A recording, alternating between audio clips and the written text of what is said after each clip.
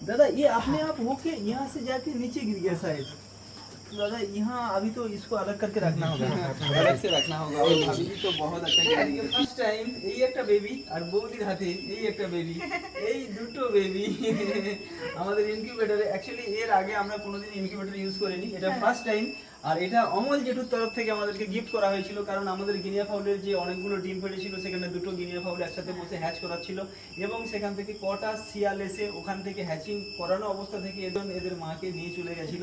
বাকি একটা ছিল, সেই বারটা তো হয়ে গেছে। এই ভিডিওটা দেখার পরে অমল জেঠু আমাদের এই যে ইনকিউবেটরটা গিফট করেন, আর সেখানে আমরা সাকসেসফুলি প্রথমবার অনেকগুলো ফেজেন্টসের ডিম দিয়েছিলাম, আর তার সাথে একটা এই কয়েকটা 3টে গিনিয়া ফাউলের ডিমও দিয়েছিলাম।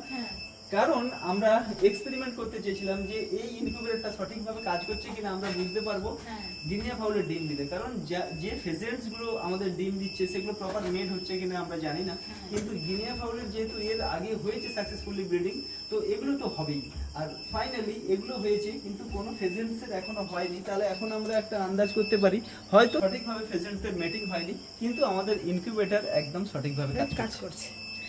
ফিজেন্ট আর কয়েকদিন ওয়েট করে দেখি, হতেও পারে হওয়ার চান্স আছে। হ্যাঁ একটা চেক করে দেখলাম ব্লাড আছে মনে হচ্ছে, তারপরে জানি না কি হয়। ঠিক আছে।